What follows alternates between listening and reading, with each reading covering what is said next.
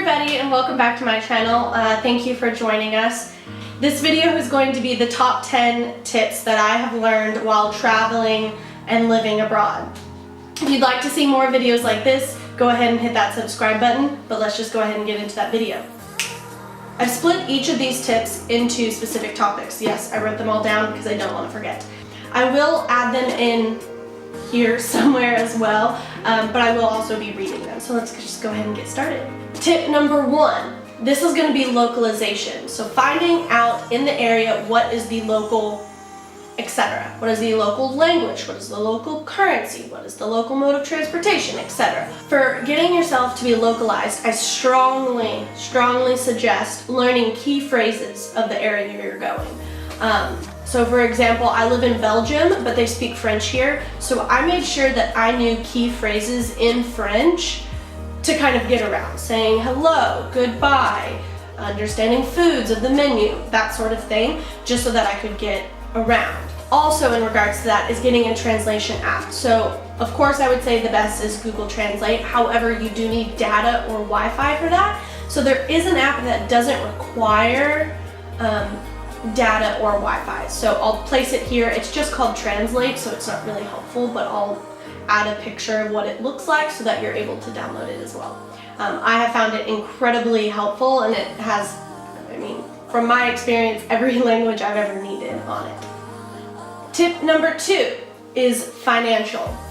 So my recommendations is, first off, see what the local currency is, and you can ask your bank to provide that currency for you, and you won't pay the transactional fees or a lot of the exchange rate fees. So I definitely recommend that one, as well as look into a credit card with the lowest transactional fees. If you're going to a lot of different countries, you don't want to have to continually change the currency. So I strongly suggest in finding a card that is universally accepted, so like Visa, MasterCard. I would say that's probably it. Don't go Amex, don't go Discover. Yeah, I think those are the 2 main ones that usually aren't accepted in Europe.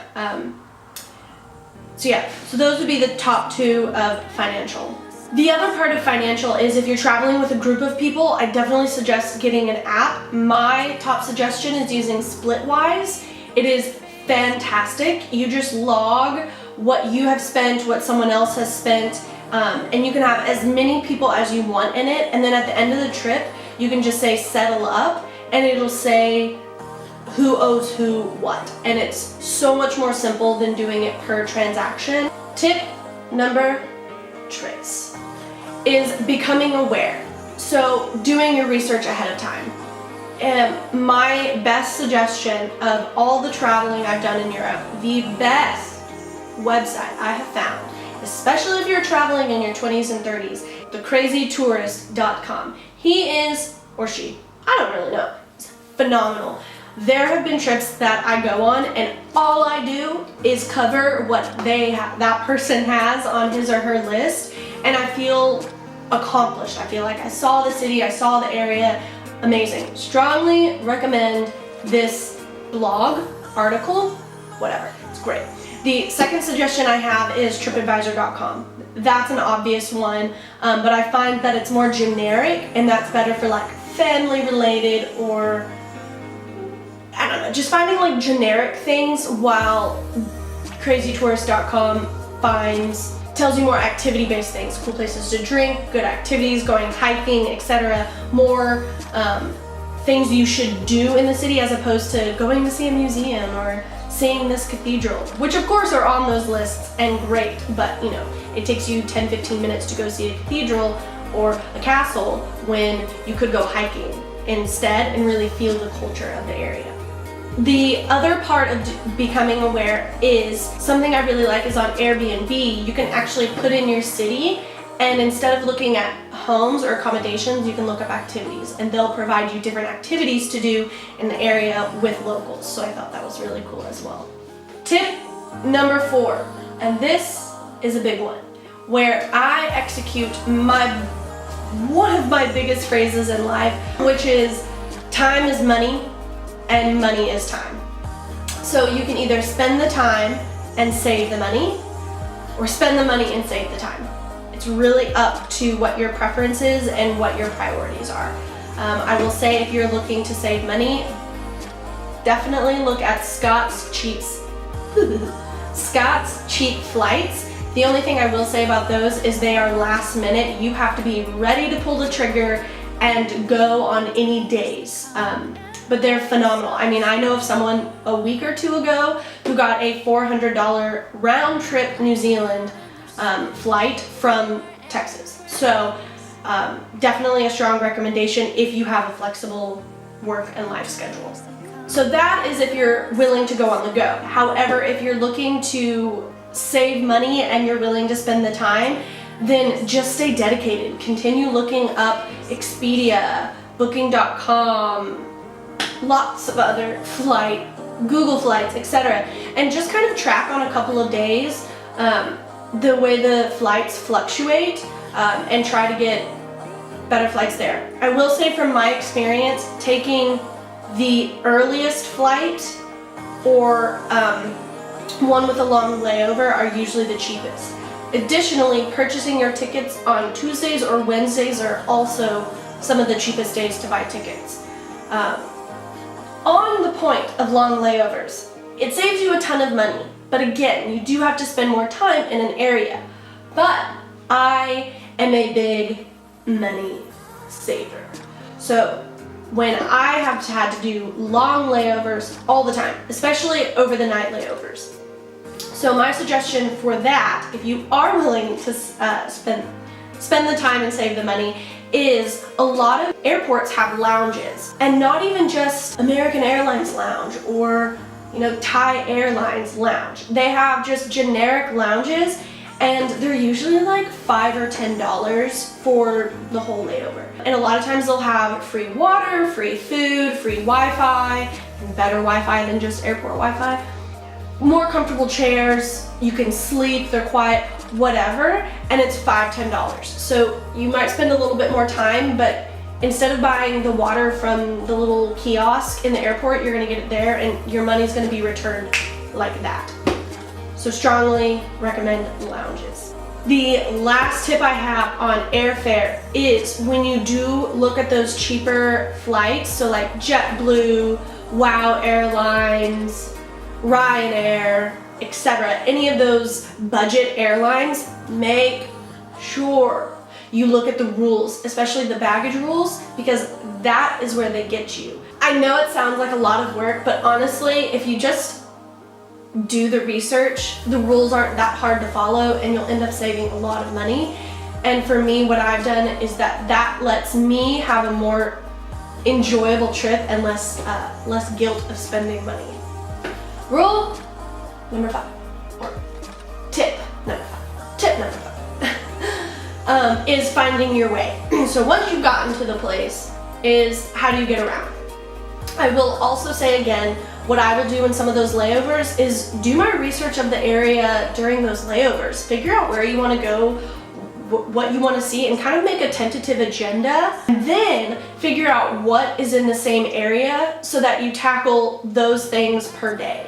So instead of jumping all around one city, you could find 3 things that are all next to each other and do those in one day versus, having to move around the city. That also saves money for transportation and time from having you go around the city.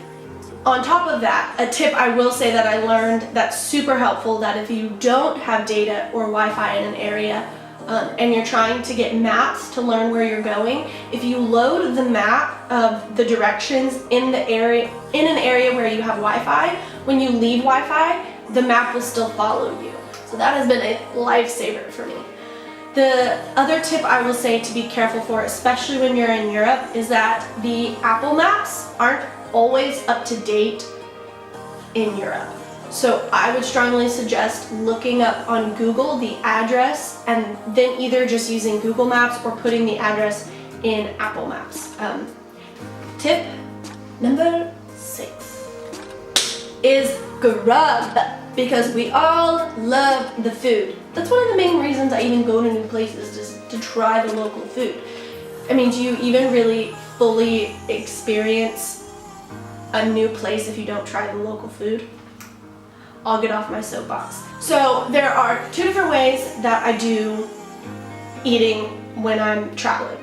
I actually Pinterest. So I try to find unique spots in cities from Pinterest of new places. If you really look online or websites, you'll end up getting places that are so packed and so busy and so touristy. So I found on Pinterest you can find those kind of secret spots, and it's been a lot better. My second way is the healthy way and cheap way. So I don't like eating out every meal. If you're not staying in a hotel and you're staying in an Airbnb or a friend's apartment or whatever, I strongly suggest getting groceries from a local grocery store and cooking at home. On top of that as well is sometimes if you're on the go and you have a really busy day planned and you don't want to stop to get food, or you want something quick and you're gonna end up eating something unhealthy, it's the same concept. Go into a grocery store, buy things that you can make a sandwich, or yogurt and granola for breakfast one morning, or for breakfast one morning just go to the grocery store and grab a croissant and meat and cheeses and orange juice, and boom, you have breakfast. That's $4 versus $15 from going to a restaurant, and you save time. So I definitely don't suggest that for all your meals, because then you don't experience the culture, but it definitely saves money and time if you're going for a longer trip. On top of that, bring healthy snacks as well as a water bottle. Never ever, ever, ever go anywhere in Europe without a water bottle, because water costs everywhere you go.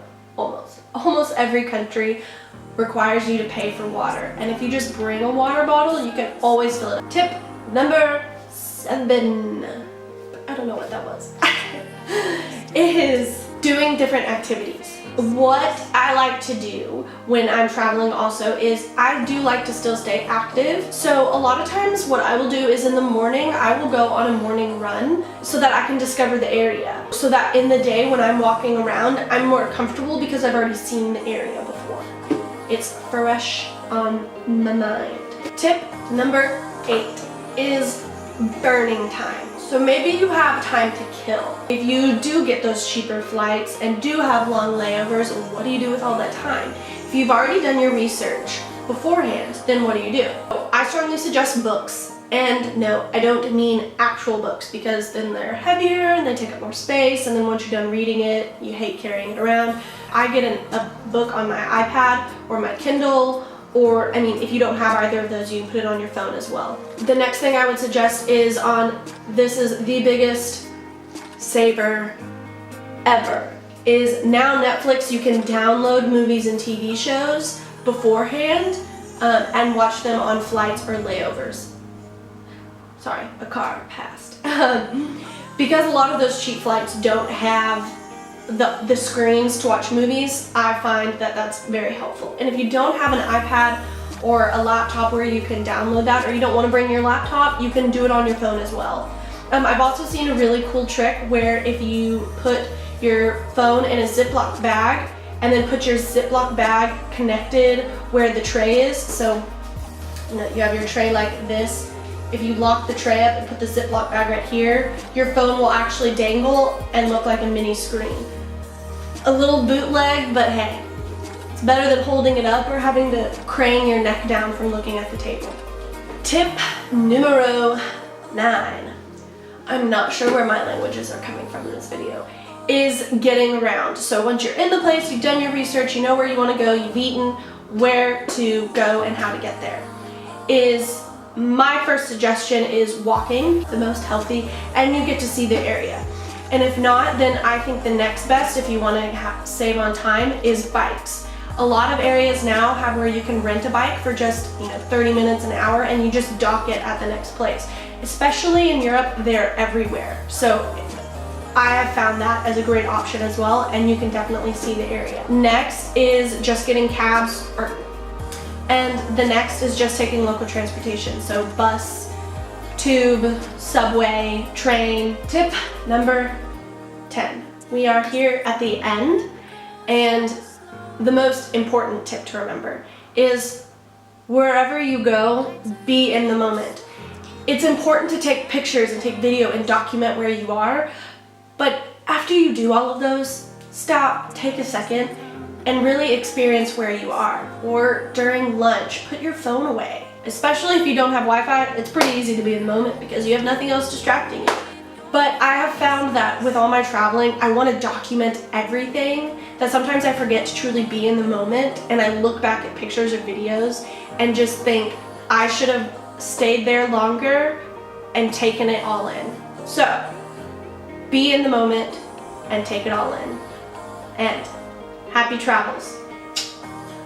Thank you everyone for watching this video. Go ahead and click that like button if this is content that you like seeing. Go ahead and comment down below of what your favorite tip was and if you've used any of these as well. Make sure to hit that subscribe button because I upload new videos every Monday and Friday. I'll see you on Friday.